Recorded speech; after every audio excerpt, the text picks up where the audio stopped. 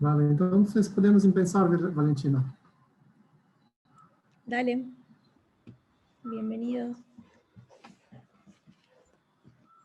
Muy buenas tardes a todos, bienvenidas y bienvenidos. Vamos a dar secuencia a más un webinar del IES. Hoy vamos a tener la presentación de Building a Career in South America with the Eye in the International Community. Y vamos a tener la presentación de Ariane Frazioni de Brasil, que trabaja en el INPE, y Ramiro, que trabaja en la Universidad de Buenos Aires. Yo voy solo a una corta presentación de ellos. Ramiro es de Argentina, ha estudiado Atmospheric Science en la Universidad de Buenos Aires y también ha tenido su doctorado, ¿no? Trabaja como profesor en la Universidad de Buenos Aires, trabaja también con distintos grupos comunitarios en España. Creo que después ellos van a hacer una presentación mejor de su trayectoria e historia, ¿no? Ariane trabaja en São Paulo, en Cachoeira Paulista, en Brasil. Se ha graduado en meteorología en la Universidad de Pelotas, tiene un mestrado en meteorología en el INPE y doctorado también en meteorología, ¿no? Vamos a tener hoy la presentación en español, pero Ariane también va a hacer su exponencia en portugués, ¿no? Así que va a ser un poco la mezcla hoy. Muchas gracias, Ramiro y Ariane, por estar aquí hoy y dedicar sus tiempos para compartir un poco de sus experiencias, ¿no? Solo un poco la presentación de código de conducta del webinar. Vamos a pedir a todos que sean educados y respetuosos con los oradores y participantes. Estoy seguro que no va a ser un problema hoy. Vamos a pedir también que se dejen cerrados los micrófonos, que se escriban las preguntas en el chat y en el final vamos a ir respondiendo a todos, ¿no? Todo el contenido está siendo grabado y va a estar después en el YouTube del IES. Sobre el IES voy a hacer una presentación muy corta y después ya paso las palabras a Ramiro y Ariane. Pero IES es una plataforma internacional científica para jóvenes pesquisadores acerca del tema de sistemas terrestres. El IES organiza conferencias y webinars como este, workshops específicos que son una oportunidad para compartir experiencias y todo, ¿no? El IES se asocia a distintas organizaciones internacionales para incorporar la mirada de los jóvenes científicos, ¿no? También crea oportunidades para sus miembros activos en la red y reduce la huella de carbono, ¿no? A través de su red que es 100% online, ¿no? El IES está distribuido en todo el mundo, tiene más de 1.800 miembros en más de 120 países, siendo que más de 150 están ahí en Sudamérica, donde estamos nosotros hoy. La estructura del IES tiene una ejecutiva comité, que tenemos hoy aquí con nosotros Marisol. Tenemos también la IES Officer, Valentina, que también está aquí con nosotros, ¿no? Entonces, en esta figura izquierda tenemos como está dividido, está el centro, el Executive Community, después los representantes regionales, después los working groups, miembros con su, y después toda la comunidad, ¿no?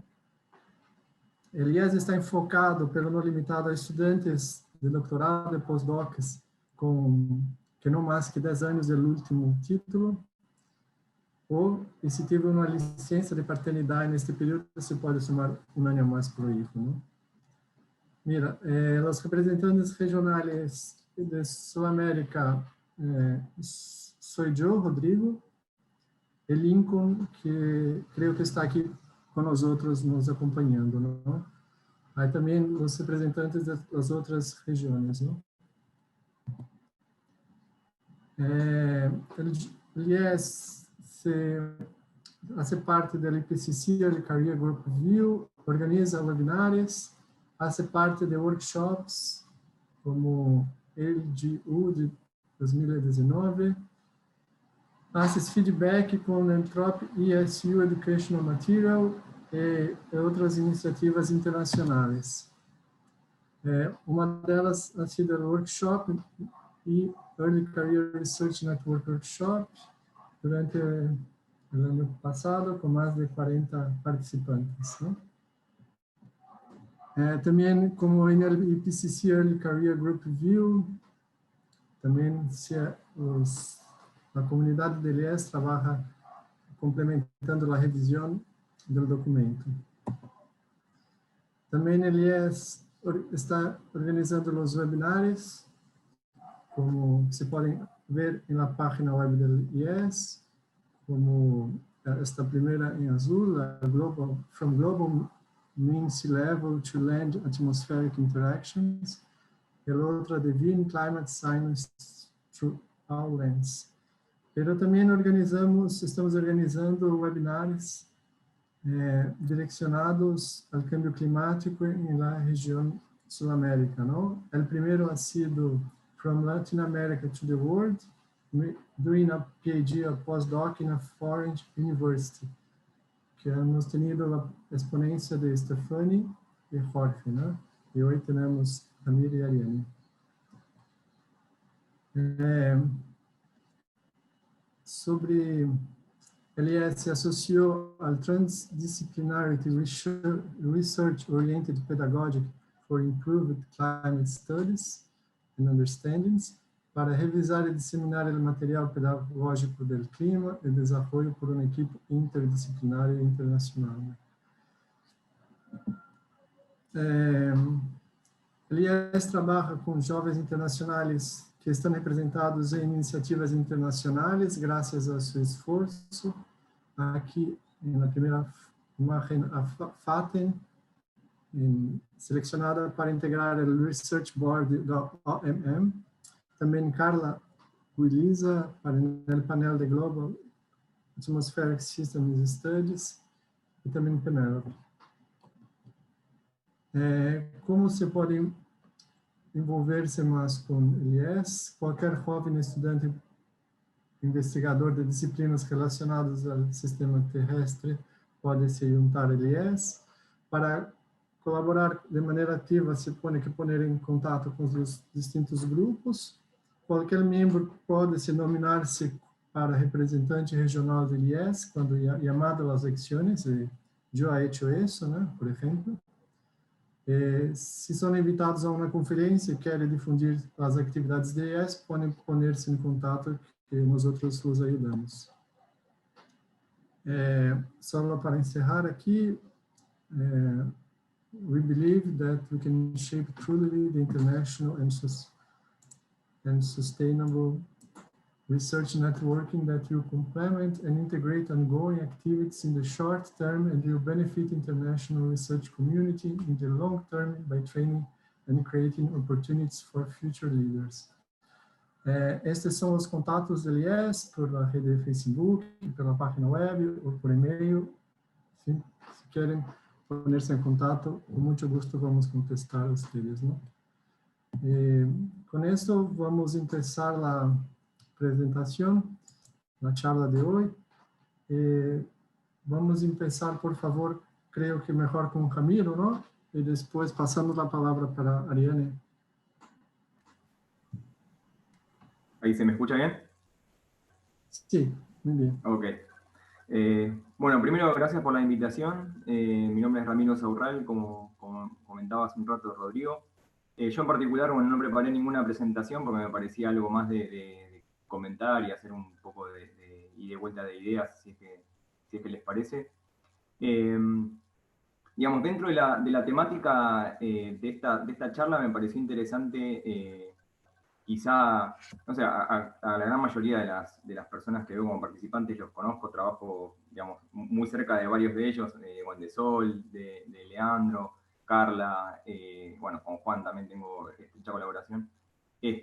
Así que quizá para ellos, bueno, es bastante conocido lo que les vaya a contar, pero para el resto quizá les puede servir un poco. Yo me doctoré, bueno, como comentaba Rodrigo, yo hice tanto mi grado como mi posgrado en la Universidad de Buenos Aires, me licencié en 2007 y me doctoré en 2012. Y en realidad, digamos, realmente por casualidad, durante mi doctorado hubo un proyecto, digamos, muy grande que abarcó buena parte de los investigadores en clima en Argentina, que fue Claris LPB. Y, digamos, fue realmente de casualidad y, digamos, durante el desarrollo de mi doctorado, gran parte de las cosas que hice de alguna manera contribuyeron a mi grupo de trabajo dentro de Claris. Y realmente de casualidad lo que sucedió fue que hubo una reunión en particular de Claris en España, y a partir de ahí tuve la posibilidad, digamos, de comenzar a interactuar con un grupo de España bastante activo, que es el grupo de trabajo de Paco Douglas Reyes, que está en Barcelona. Y eso realmente, no sé si es que me abrió la puerta para diferentes posibilidades, pero sí siento que quizá a partir de ese momento empecé como a tener más colaboración con gente de afuera, que creo que siempre es bienvenida. Yo, digamos, quizá hasta ese momento trabajaba en forma más, no sé si autónoma, pero sí más colaborando digamos, teniendo un círculo muy estrecho con mi grupo de trabajo y con gente cercana, digamos, que físicamente estaba cerca. Y eso realmente me cambió un poco la manera de trabajar, para bien, creo. Creo que realmente digamos, muchos de los que veo acá tienen colaboraciones estrechas con gente de afuera y seguramente coincidirán conmigo, que es algo muy, muy recomendable el poder abrir un poco el entramado de trabajo en el que uno está. Está buenísimo y es muy útil trabajar con gente cercana, porque personalmente, y bueno, esta cuarentena me lo reafirma, creo que realmente está buenísimo interactuar, digamos, cara a cara, cerca, físicamente cerca, pero eso no quita que uno pueda, digamos, también interactuar de otras maneras, digamos, ya sea por mail, por Zoom, por un montón de herramientas distintas que también acercan. No tanto como físicamente, pero sí acercan y facilitan el trabajo. Y bueno, digamos, a partir de ese momento me surgió se me abrió esa posibilidad de comenzar a interactuar con ese grupo. Justo a la vez, yo me doctoré en 2012 cuando terminaba este proyecto, y había ido hasta ese momento un par de veces al ICTP, al Centro de Investigación digamos, en Ciencias Físicas en Italia, digamos, me enteré casi de casualidad en ese momento, cuando fui a una conferencia, que hay un programa que sigue activo y que se lo recomiendo para los que les interese, que es un programa de ser, digamos, de venir asociado del ICTP. El programa inicial es un programa de asociado junior, que es al que yo apliqué, y el único requerimiento que tenía en ese momento, bueno, que sigue siendo de hecho, es tener un título de posgrado, o sea, en mi caso era haberme doctorado, y pertenecer a un país no desarrollado. Entonces, en ese caso, cuando uno presentaba un plan de trabajo, ¿sí? Se evaluaba, y bueno, obtuve, digamos, no es una plaza, digamos, pero es la posibilidad de tener esa categoría, que en realidad lo que estaba bueno es que te permite, digamos, te financian estadías en el ICTP a fines de investigación. O sea, uno puede o no ir cuando hay una conferencia. En mi caso, yo fui 3 veces por periodos de un mes o mes y medio cada vez, y no había conferencias vinculadas al clima, pero realmente me sirvió mucho como para poder tener un lugar de trabajo, interactuar con la gente de allá. Eso es, al menos a mí me pareció muy, muy útil. Una cosa que a mí me sirve mucho es tomar bueno, en este caso fue muy prolongado este año, pero normalmente cuando uno está en la rutina de dar clases y demás en la facultad, al menos a mí me sirve mucho eso, tomar ese periodo de un mes o mes y medio, abstraerme de las reuniones, de la parte más burocrática, de las clases y demás, y dedicarme solamente a la investigación. Digamos, lo disfruto mucho, y cuando tengo esas posibilidades realmente trato de sacarle el jugo. Así que ténganlo presente, porque, digamos, muchos de los que veo acá tienen la posibilidad de aplicar a programas así, si es que les interesa, por supuesto. sepan que está bueno, financian pasaje y de vuelta, financian, dan un per diem, que creo que era algo así como 30 o 40 euros por día, o sea, alcanza realmente para bancarse allá. Dan una oficina individual digamos, con el acceso al clúster, realmente está bueno, es muy cómodo. Y esa afiliación, de alguna manera, entre comillas, dura 6 años. ¿Sí? En mi caso fue del 2014 al 2019 inclusive. Y está muy bueno, la verdad que es interesante como una estrategia para explorar. Después, cuando uno, digamos, a medida que pasa el tiempo y uno hace más tiempo que se graduó o que de alguna manera se doctoró, hay otros programas de asociado regular y asociado senior para los investigadores creo que más de 50 o 55 años, que también existen. Así que bueno, para el día de mañana también lo pueden tener presente, pero para nuestro rango etario, digamos, tengan presente que eso existe y está bueno, no es algo para desperdiciar. Y entonces un poco quizá también por mis intereses científicos, yo trabajo en variabilidad climática y en predicciones más que nada interanuales a decadales, en una escala espacial bastante grande, o sea, suelo trabajar más bien no quizá acotado a Argentina en particular, sino a Sudamérica, y muchas veces, digamos, me concentro en el hemisferio sur como un todo, digamos, y analizo la variabilidad de mayor escala.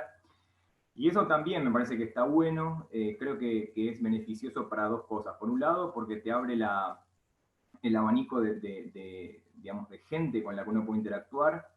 Y segundo, que me parece algo recomendable, que también está bueno, te facilita, no sé si que te facilita, pero te da otras posibilidades a la hora de publicar. Normalmente yo lo que aprendí es que es una experiencia personal, quizás, digamos, puede no ser compartida, ¿no? Pero al menos las veces que yo trabajé en trabajos más acotados regionalmente, quizás, no sé, el centro de Argentina, por decir un ejemplo, cosas así, son trabajos que muchas veces son más difíciles de publicar o que sean aceptados, porque bueno, siempre está el comodín del editor de decir es algo muy regional, ni siquiera saben dónde está Argentina, pasan ese tipo de cosas. Entonces, a mí me sirvió mucho, digamos, el tratar de abrir un poco digamos, sacar el zoom de una región chica y empezar a ver algo más quizá continental o hemisférico. Así que me pareció que esa manera de trabajar me dio y me da dos beneficios. Por un lado eso, ¿no? El abrir el conjunto de gente con la que interactúo, y además el facilitar que sea un poco las cosas a la hora de publicar, y también no solamente a la hora de publicar el trabajo, sino después también a la hora de tener más referencias, ¿no? Porque cuando uno toma regiones muy chicas para hacer un trabajo, bueno, probablemente después las referencias o las citas estén ligadas a gente que trabaja en la misma área, ¿no? O es algo que sea algo muy metodológico, pero en general va a ser algo así. Y bueno, y después, digamos, con esas dos vertientes abiertas, digamos, la del grupo de Paco de los Reyes en España y la de Italia, interactuando con ellos, digamos, me empezó a pasar algo que a muchos de los que veo acá también les está pasando, y es algo que a medida que avanza la carrera es normal, que empiezan a invitar a uno para participar en grupos de trabajo, del WCRP o IPCC, digamos, ese tipo de cosas. Y eso está buenísimo, digamos, también, o sea, la posibilidad de integrar esos paneles siempre abre digamos, la ventana a nutrirse, digamos, de lo que hacen afuera, tener colaboraciones también, ver incluso que nuestro nivel de formación es tan bueno como las formaciones de países desarrollados, que al menos para mí no era trivial saber eso de antemano, e interactuar con gente, digamos, de países desarrollados. Realmente yo al menos encuentro que en general, hablo por la Universidad de Buenos Aires, digamos, ¿no? Pero en general tenemos una formación que realmente está a la par de cualquiera de ellos, ¿sí? Después el resto es trabajo, digamos, ¿no? Pero básicamente eso está. Y bueno, y básicamente eso, me parece que en lo que tiene que ver con la temática de esta reunión, que era un poco mirar, hacer una carrera en Argentina en este caso, una mirada internacional va un poco por ese lado, o sea, creo que es muy recomendable el ser permeable y digamos, el tratar de abrir la red de trabajo de uno, tratar de no estar encapsulado, digamos, en la oficina o en la universidad donde uno está. Eso puede estar bueno y es tipo zona de confort, pero está buenísimo romper un poco ese cascarón y tratar de abrir el panorama, digamos, interactuar con más gente, con otros institutos, en la medida de lo posible hacer algunas estadías afuera, siempre, para mí siempre abren la cabeza, abren digamos, el juego a poder, digamos, aprender otras cosas, a poder ver cómo se trabaja en otros lados, a interactuar con otras personas. Creo que realmente salir un poco de la zona de confort en esa situación es conveniente, y bueno, y retroalimenta la carrera de uno, por supuesto, la formación de uno. Así que en ese sentido me parece que un poco mi experiencia es un poco esa. Hoy por hoy estoy integrando un panel de la WCRP, que es el Working Group on Subseasonal to Intercalary Predictions, que bueno, se encarga justamente de hacer, más que nada, de trabajar en lo que es predicciones desde S2S hacia escalas más largas, interanuales e interdecadales. Y después estoy en un panel de CLIBAR, de Climate Dynamics Panel, que entré recientemente hace unos meses, donde se encargan más de ver, digamos, procesos ligados a, no tanto quizá predictibilidad, sino más bien procesos ligados a la variabilidad climática. Entonces, desde entender, digamos, un grupo más ligado a teleconexiones, otro a acople océano-atmósfera y demás, y hacen cosas divertidas realmente. Así que siempre está bueno como para complementar lo que uno hace, así que bueno, es algo que recomiendo, el abrir, el tratar de siempre estar como atentos a las posibilidades que se abren de colaboraciones y el abrir, ¿no? Abrir el abanico de personas con las que uno interactúa. Es un poco eso. Muchísimas gracias, Ramiro, por muy buenas la trayectoria, ¿no? Creo que vamos a dejar las preguntas para el final. No sé si Ariane puedes compartir su pantalla, se queres. Então, eu vou tentar ser breve, para a gente ter mais tempo para conversar, porque geralmente eu coloco bastante material para também subsidiar, assim, a linha de pensamento. Então, vou começar me apresentando. Meu nome é Ariane Frassoni, eu sou pesquisadora do Instituto Nacional de Pesquisas Espaciais no Brasil e trabalho no Centro de Previsão de Tempo e Estudos Climáticos, com sede em Cachoeira Paulista, no estado de São Paulo. E eu agradeço pela oportunidade de conversar com vocês a respeito desse tema super interessante, né, que é construir uma carreira na América do Sul, mas também com uma visão internacional, que normalmente a gente, como sul-americanos, nós temos aí muitos desafios a vencer para poder almejar, né, alcançar uma carreira de nível internacional. Então, vou fazer uma breve introdução, e aí eu pontuei alguns passos que a gente percorre, né, até chegar à carreira que a gente almeja. E quais são algumas das challenges, esqueci a palavra em português, dos desafios que a gente enfrenta, né, no desenvolvimento da nossa carreira. E depois eu vou concluir com algumas ideias. Então, a gente chega na vida acadêmica com muitas ideias, muita energia, mas a gente, ao mesmo tempo, se depara com muitas incertezas, né? Muitos caminhos, o orientador que vai escolher, que área de pesquisa que vai trabalhar, e a carreira ela é permeada por diversos componentes, né? Entre os seus valores às vezes nem sempre estão de acordo com os interesses do próprio orientador, da própria instituição que tu está trabalhando, do nível, o teu nível de educação, que muitas vezes, né, a gente tem aí uma situação, especialmente falando no Brasil, uma situação de educação pública bastante complicada em termos de ensino básico. A gente se depara com as nossas habilidades, né, os nossos skills para desenvolver aquela carreira, e a gente precisa ter uma visão e, ao mesmo tempo, ter objetivo. Será que a gente sempre tem isso? Será que todo mundo chega a mesma conclusão de que a gente precisa ter uma visão a gente precisa traçar objetivos, mas nem todos conseguem ter essa visão muito clara. Então, a gente tem aí muitas questões em aberto quando a gente começa a delinear uma carreira. Eu, particularmente, o meu objetivo, quando eu estava finalizando a graduação, era chegar no INPE, era fazer minha pós-graduação, meu mestrado e doutorado no INPE. Eu coloquei isso como meu objetivo. O que viria depois disso, ou enquanto eu estivesse no INPE, eu não sabia, né? Eu não tinha delineado qual era. Na verdade, eu tinha uma ideia, queria trabalhar com assimilação de dados, queria trabalhar com determinado orientador, mas esse orientador não era pertencente ao corpo docente. Então, eu cheguei no INPE e acabei mudando a área de pesquisa na qual eu estava interessada em trabalhar. Mas o meu objetivo eu alcancei, que foi chegar na pós-graduação do INPE, nesse ponto da minha carreira, né, na carreira de início de pesquisa. Então, a gente passa por diversas etapas, vem lá da graduação, a gente passa pelo mestrado, ou às vezes até passa diretamente para o doutorado, e aí depois, o que a gente vai fazer? O que nos espera depois do doutorado? Qual que vai ser a nossa vida após o doutorado?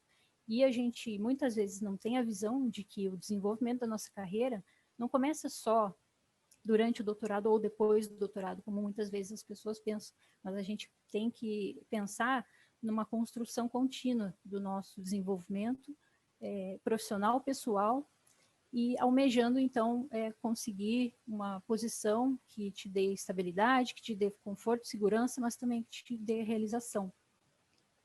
E aí a gente se depara com uma gama de pessoas que eu acredito que todos vocês admirem, grande parte dessas pessoas, são pessoas que chegaram no seu topo de carreira, que têm uma carreira estabelecida nacionalmente e internacionalmente, que conduzem pesquisas de ponta, que orientam, que conseguem financiamento para suas instituições e também estão engajados em trabalhos internacionais, liderando em posições importantes, né, como a Celeste Saulo, liderando grandes comunidades.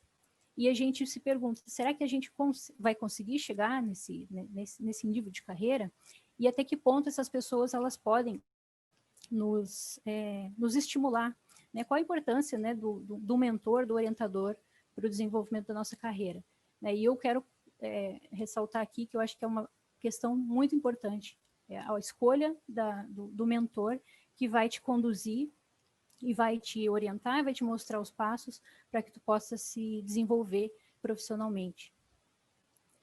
E aí eu venho aqui para a minha linha do tempo, né, desde a época em que eu trabalhava, aliás, que eu finalizei o meu ensino básico na cidade de São Borja, né, que é a fronteira com a Argentina. Eu não falo espanhol, infelizmente, mas eu estive muito em contato com amigos argentinos. Eu fui para a universidade, participei de um programa de desenvolvimento acadêmico chamado PET, que é um programa tutorial, ele é conduzido por um tutor, e a gente é treinado a trabalhar com a pesquisa e também com um desenvolvimento de atividades voltadas para a comunidade. E durante a universidade, lá há quase 20 anos atrás, eu já trabalhei com redes neurais, que hoje é um assunto que está bombando hoje na comunidade, né, científica. E naquela época a gente fazia previsão de temperatura do ar para a cidade de Pelotas. E não vislumbrava que essa técnica hoje estaria aí conduzindo diversas pesquisas e sendo um dos tópicos mais importantes hoje na área científica. Em diversas áreas, né, da ciência. Então, eu almejei entrar no INPE, entrei no INPE, fiz o meu mestrado, doutorado. Durante esse período de doutorado também tive a oportunidade de trabalhar no grupo de previsão climática do CPTEC. E no doutorado voltei a trabalhar com um assunto relacionado com inteligência artificial, utilização de algoritmos de otimização, que eram relacionados com um pouco do trabalho que eu tinha desenvolvido durante a graduação. Atualmente, então, como eu mencionei, eu sou pesquisadora no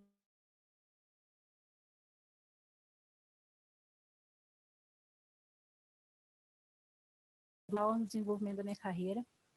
Aliás, tem contribuído fortemente, né, em diversos pontos. Eu fui indicada pelo meu ex-orientador para representar o CPTEC no grupo de experimentação numérica da OMM, o Working Group on Numerical Experimentation.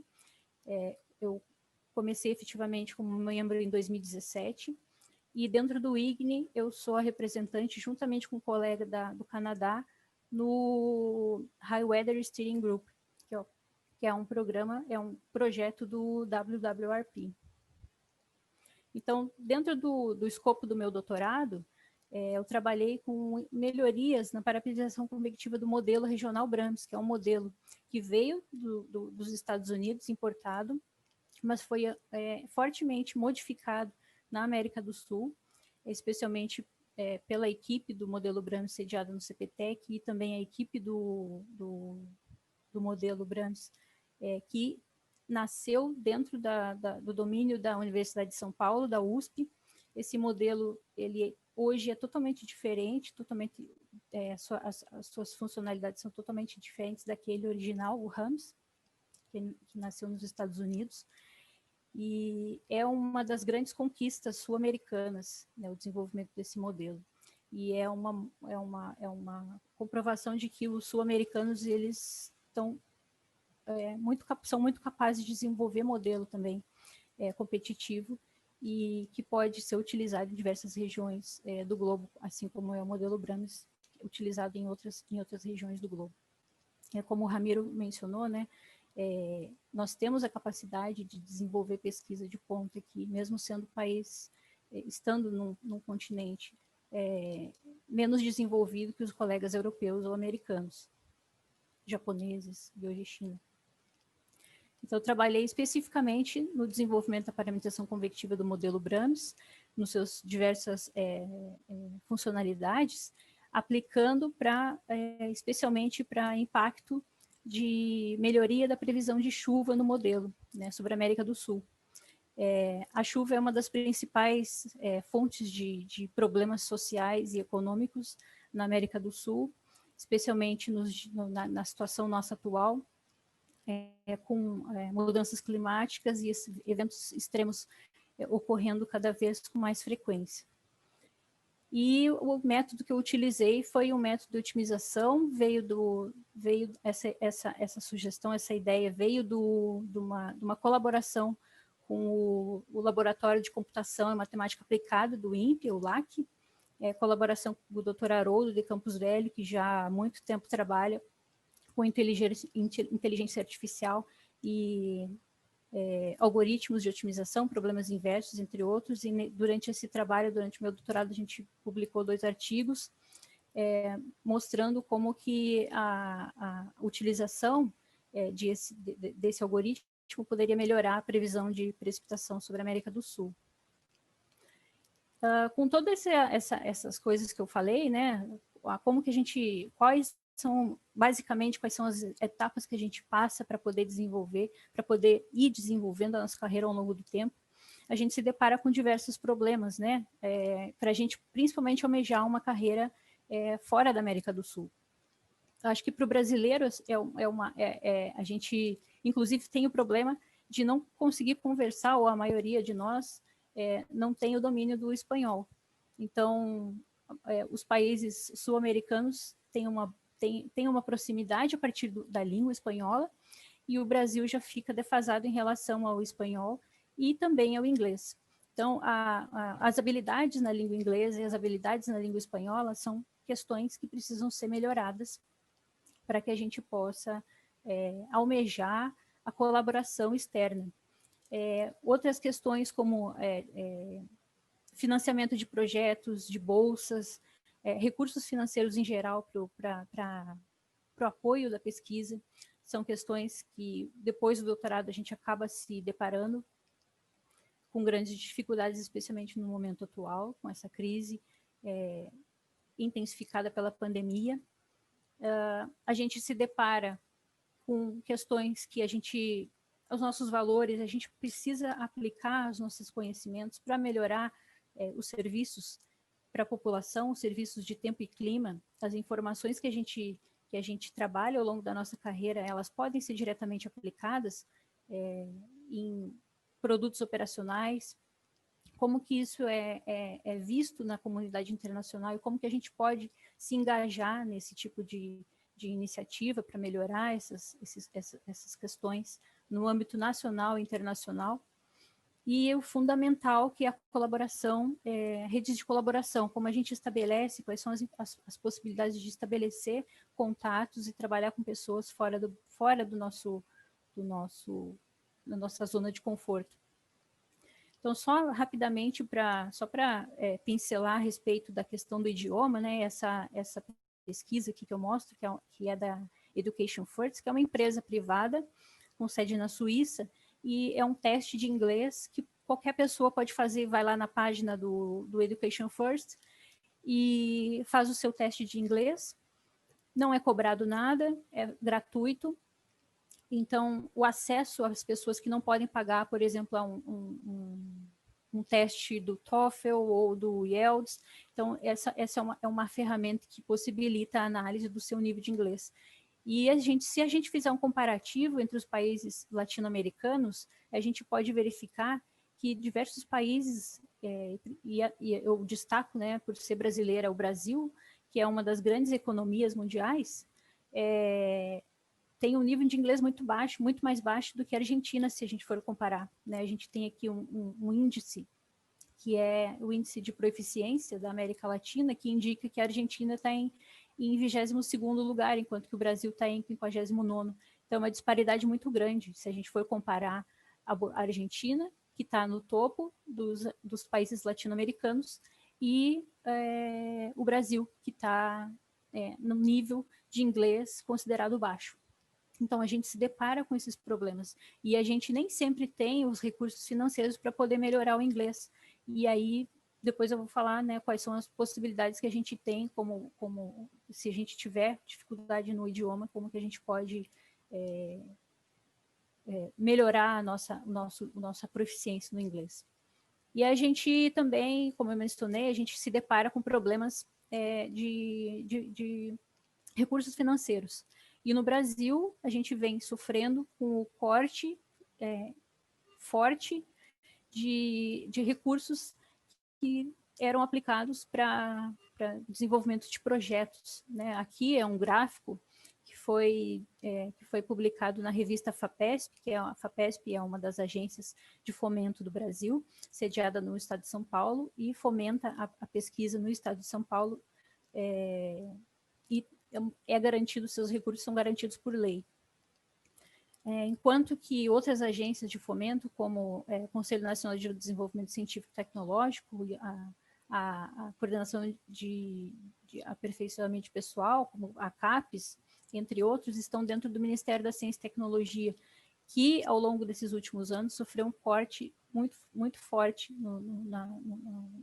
nos recursos, né, como é mostrado nesse gráfico. De 2009 até 2020, houve uma redução aqui na faixa dos bilhões, de 8 bilhões para quase 4 bilhões em 2020.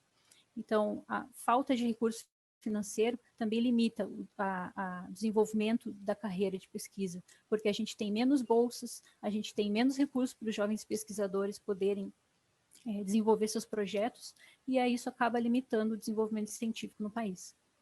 Né? E mesmo com as grandes dificuldades, se a gente fizer uma análise dessa instituição, Leiden Ranking, que é uma universidade que faz um ranking das universidades, das publicações, o impacto das publicações nessas instituições de ensino, né, que são só listadas as universidades, as 15 universidades bem mais colocadas em termos de publicações, e se elas, nessa primeira lista, né, o número de publicações, na segunda coluna, a gente tem aqui o top 10, que é desse número de artigos, quantos deles estão dentro dos mais citados em relação à Web of Science, e qual é a porcentagem desses artigos que estão dentro do top 10. E a gente vê uma grande parcela, uma quase total parcela das universidades brasileiras liderando a publicação de artigos de impacto internacional. E a gente tem aí, dentre essas 15, a Universidade de Buenos Aires, como o Ramiro falou, que tem um ensino muito forte, as pessoas saem muito bem preparadas de lá. a Universidade do Chile e a Universidade de La Plata, também na Argentina. E a gente se depara também com a aplicação das nossas pesquisas, né? Como que as nossas pesquisas podem trazer benefício para a sociedade. E aí aqui eu cito que eu menciono esse slide que foi apresentado numa das reuniões do IGNE pelo Kate Williams, focar nas 6 principais desafios da sociedade, né? A urbanização, a integração de sistemas de informação, as questões de alto impacto na sociedade, eventos extremos, a modelagem do ciclo hidrológico, o impacto dos aerossóis na qualidade da previsão de tempo e clima, e o desenvolvimento das tecnologias. Todos esses pilares compõem aí uma gama de possibilidades de desenvolvimento de carreira. E dentro do contexto do projeto que eu tenho atuado, para falar rapidamente, eu coloco aqui esse fluxograma, né, do GOL, onde se destaca que todas as necessidades sociais, elas acabam sendo permeadas pelo desenvolvimento da pesquisa, pela disponibilidade de dados, processamento de dados, a disponibilização de serviços, e para poder chegar ao benefício da sociedade, que é reduzir os impactos sociais e econômicos dos eventos extremos e a adaptação da sociedade a atual cenário de mudança do clima. E dentro do IGNE, então, eu tenho desenvolvido o projeto, que é uma colaboração entre os programas da OMM, o WWRP, o GOL e o WCRP, e a gente tem o objetivo de analisar o papel dos aerossóis na qualidade da previsão de tempo e clima, em escala de curto prazo e escala subsazonal. E aí eu tenho interagido com pesquisadores altamente experientes e conhecidos internacionalmente, como Angela Benedetti, Frederico Vittar, George Grell, entre outros. Dentro desse contexto, eu tenho colaborado no INPE com a orientação, ajudei a orientar a aluna Glícia, juntamente com o professor da pós-graduação Luiz Sapulci, na avaliação das ondas de calor sobre a América do Sul e analisar o impacto dos aerossóis a curto prazo nas ondas de calor. Isso utilizando o modelo regional BRAMS, que é o modelo que é operacional para a qualidade do ar no CPTEC, e esse modelo está compondo a gama de modelos que vai ser utilizado dentro do escopo do projeto do IGNE. Mariane, desculpa interromper, eu só estou preocupado com o horário para a gente deixar os 10 minutos finais para a gente poder conversar com todo mundo. Tá bom, eu estou acabando aqui, Rodrigo, tá? Eu vou concluir. Então, para concluir, oportunidades, né? A gente, para desenvolver a nossa carreira, a gente precisa estar sempre de olho em oportunidades. Aí aqui eu destaco o programa de internacionalização do INPE, que é dentro do escopo de um programa a nível de governo, que tem um edital aberto. Eu vou deixar esse slide disponível com o pessoal, eles podem compartilhar com vocês, se vocês tiverem mais interesse, vocês podem entrar em contato. O Lincoln também está online, ele também, ele pode, com certeza ele pode dar mais informações sobre esse programa, que traz aí uma oportunidade para os alunos sul-americanos de se engajar em pesquisas desenvolvidas no INPE, e também pesquisadores e alunos do Brasil poderem fomentar o intercâmbio para outros países. A IES tem aí trazido ao longo desse período que eu estou envolvida na IES, oportunidades. Então, assim, eu destaco que a IES é um canal extremamente importante para que a gente possa identificar oportunidades e se engajar em atividades, né? Esse aqui é só um exemplo de um evento que eu participei no Canadá, junto com o IGNE, e a gente desenvolveu desenvolveu atividades específicas para os jovens cientistas, e os jovens cientistas que se envolveram em reporte das sessões, eles puderam ter a oportunidade de participar da escrita de um artigo que foi publicado no BAMS. Então, como o Rodrigo falou, existem diversas questões aí que permeiam, aliás, o Ramiro, que permeiam o desenvolvimento da nossa carreira e onde a IES pode contribuir. Tem diversos pontos aqui que são destacados nesse slide, e eu vou deixar para vocês lerem depois, que o que eu queria destacar é que a rede de colaboração que a IES permite contribui fortemente para que a gente possa criar vínculos, criar conexões de pesquisa culturais, para que a gente possa galgar, né, caminhar no desenvolvimento da nossa carreira, conhecer pessoas e trabalhar com redes de colaboração. Tá bom? Obrigada. Muchas Desculpa aí gracias, a Ariane. longa apresentação. No, ha sido muy importante ver todo ese camino, ¿no?, que tenemos que percorrer. No sé, estamos abertos a las preguntas. No sé, Marisol has hecho una que voy a abrir aquí, que es ¿cómo fue? La pregunta, antes de empezar a interactuar com os grupos afora, estavam familiarizados com diferentes programas internacionais e oportunidades que havia por fora a partir dessa interação que conheceram estas oportunidades. Não sei se Ramiro quer falar um pouquinho, depois Ariane, se tem outras perguntas. Sí, ahí, digamos, en base a la pregunta de Marisol, comentaba que en mi caso, la mayoría de los programas en los que después me fui involucrando no los conocía. O sea, fue realmente quizá el entablar esas relaciones, esas primeras relaciones internacionales fue de alguna manera como un mecanismo así de feedback positivo. Creo que realmente es así un poco la carrera. Cuando uno empieza a abrir un poco el panorama y empieza a establecer algunos vínculos, eso después empieza a crecer, digamos, en forma bastante rápida. Obviamente uno siempre tiene la posibilidad de si se ve muy abrumado de cosas, algunas cosas aceptarlas, otras no, por supuesto, pero me parece que quizá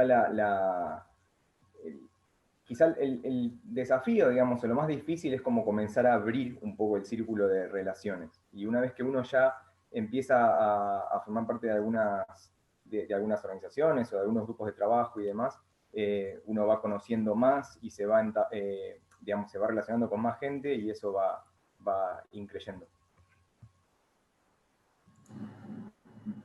Gracias, Ariane. Ramiro, perdón, pero no sé si Ariane quiere comentar o no, pero también tenemos otra pregunta de Valentina que no sé si Ariane quiere comentar, que es ¿qué es la recomendación a un Early Career Research que quiere comenzar a establecer vínculos con un grupo de investigación de otros países? ¿Cómo comenzar, ¿no?, Ariane, a criar esses vínculos fora?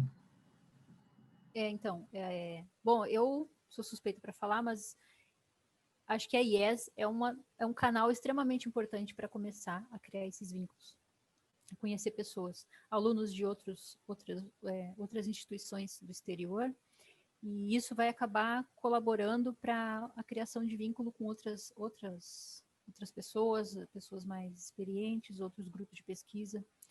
Então, estar em contato com esse tipo de canal, que são redes de Early Career Scientists, para mim é fundamental. É um ponto que colabora, que ajuda bastante. E só para mencionar, né, eu concordo com o Ramiro que eu também não conhecia nenhum desses programas antes de começar a ter contato com esses grupos. Gracias, Ariane. No sé si tenemos otras preguntas o no, pero Ariane también nos ha hablado de la importancia del orientador, ¿no? Sim. Neste caminho, nesse processo. Sim, eu acho que eu vi, eu não lembro, eu acho que eu vi em alguma notícia que a Marisol deu entrevista, que ela mencionou sobre a Celeste Saulo e como que ela ela se espelha, né, na carreira da Celeste, que é uma cientista internacionalmente conhecida e é argentina. E tem outros exemplos, né, grandes exemplos, a Eugênia Kaunay, a Carolina Vera. Então, acho que se espelhar no orientador, no mentor, num colega próximo e analisar quais foram as etapas que ele teve que passar também, né, para poder chegar na carreira que ele tem hoje. Mas sem a cobrança de que tu precisa ser exatamente do jeito que ele é. Isso é muito difícil. Assim, ó, porque tu olha para a pessoa e diz, não, eu quero ser que nem ele, eu quero publicar meia dúzia de artigos todo ano, porque ele faz isso. Não, acho que a pessoa tem que também ter um autoconhecimento, conhecer as suas limitações e se espelhar na pessoa, mas também levando em consideração a sua bagagem, né? A sua própria trajetória.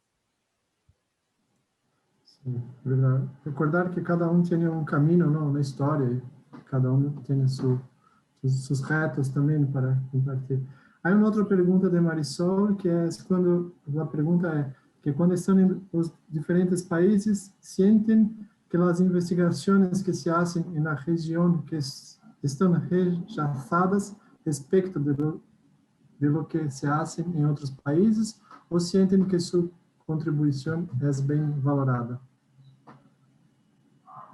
No sé si Ramiro quiere comentar y después... Bueno, yo contesto.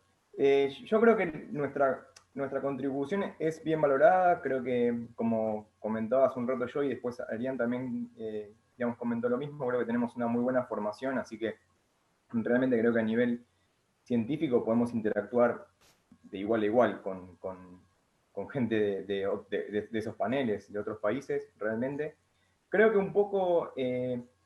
donde sí tenemos, me parece, una falencia, y hablo por mi experiencia personal, y hablo por Argentina, es en la parte de modelado. O sea, en la parte de modelado, en clima, evidentemente tenemos un hueco enorme ahí, y creo que eso nos quita bastante peso. O sea, tenemos muchísimo conocimiento, pero bueno, sobre todo por las limitaciones económicas y demás, bueno, por no poder, digamos, comprar supercomputadoras, etcétera, etcétera, hay muchos motivos, pero no hay una historia que, digamos, que favorezca el desarrollo del modelado. No es, digamos, no es que digo algo que no se pueda revertir, se puede revertir, se puede actuar en esa dirección, pero al menos hasta ahora. Y eso sí me parece que es hay un bache ahí entre quizás lo que hacen en otros lugares con más recursos económicos y lo que hacemos acá. Eso me parece que sí. Y otra cosa que me parece que digamos, que siento como sudamericano, digamos, en realidad como persona del hemisferio sur, es que siento que en general, digamos, normalmente la mayor parte quizá de los investigadores con los que interactúo son del hemisferio norte. Y creo que, además de, como ya sabemos que hay un sesgo enorme hacia que se publica mucho más en el hemisferio norte que en el hemisferio sur, creo que en general no les importa mucho lo que pasa acá, digamos. Desconocen y tampoco les importa demasiado. O sea, enseguida van a sus modos de variabilidad climática, enseguida van a la NAO o no sé, a la EIMO, cosas así. Y cuando uno se concentra más en cosas, no digo locales, no digo de Sudamérica, sino más del hemisferio sur, como que lo desconocen y además tampoco me parece que les interese demasiado, porque tampoco sea un área en la que les interese quizá publicar. Cosa que también tiene, y ya termino, su efecto positivo, que es que, bueno, uno puede, digamos, publicar más tranquilo, digamos, al menos con menos competencia de otras personas. No es lo mismo publicar acá que publicar quizá en Europa. No, todo el mundo está viendo la NAO y, bueno, cuando uno descubre algo tiene que publicarlo rápido porque enseguida otro se lo saca. ¿Sí? Bueno, acá en ese sentido es un poco menos, quizá con un poco menos de presión. Pero bueno, como todo tiene su cosa positiva y su cosa negativa, en mi opinión. Ramiro, muchísimas. Não sei se a Ariane quer comentar sua experiência. Com relação ao que o Ramiro falou sobre a modelagem, eu concordo e discordo em parte, porque concordo que a gente tem muito poucas pessoas com a educação necessária para poder desenvolver modelo no Brasil. E isso não está só relacionado com o poder econômico, né, das instituições. Existem muitas instituições que têm alguns destaques nessa área de modelagem, e que não necessitam exatamente de um supercomputador para poder rodar seus modelos, mas é claro que para fazer trabalhos de impacto grande, como, por exemplo, modelagem por ensemble e modelagem que considera a química da atmosfera, que requer 5 vezes mais poder computacional do que um modelo sem a química, é necessário um poder computacional muito maior. Mas a América do Sul ela vem contribuindo muito fortemente na área de modelagem, especialmente a modelagem ambiental. Eu destaco aqui o trabalho desenvolvido pelo pessoal, pelo grupo que desenvolveu o BRAMS na USP e também no CPTEC, que inclusive levou a tecnologia para o ECMWF. A América do Sul foi o primeiro continente a ter previsão ambiental operacional, e se a gente for comparar com o restante do globo. Depois veio o ECMWF. Por falta de investimento, aí a gente acaba ficando estagnado, né? A gente não tem investimento para pesquisa, para projetos, para equipamentos, e aí a gente acaba ficando mais atrasado, né, em função dessa falta de recurso. Mas eu acredito que, eu penso acredito não, eu tenho certeza de que esse tipo de trabalho desenvolvido por sul-americanos é muito valorizado pela comunidade internacional. Hoje a gente tem aí 2 pesquisadores do INPE que estão em missão na NASA e que foram, né, o Dr. Saulo Freitas foi reconhecido pela NASA como um pesquisador que trouxe avanços nunca vistos no modelo JAWS-5 da NASA nos últimos anos, né, trabalhando em parametrizações do modelo JAWS-5. Então, a gente tem aí pessoas com uma bagagem muito grande para poder formar novas pessoas. As pessoas precisam buscar essas linhas de pesquisa para poder desenvolver mais suas habilidades. Muchísimas gracias, Ariane y Ramiro, por compartir todas essas experiências. Hemos llegado al final. Muchas gracias también a la Rede Clara, a Laura, por nos ayudar con esto, a Lies en general, Marisol, Lincoln, Valentina. Eso, después creo que pueden enviar las preguntas para Lies o directo para Ariane o Ramiro, si tienen algunas dudas. Pero muchísimas gracias a todos que han compartido com nós outros ele tem esta hora aqui.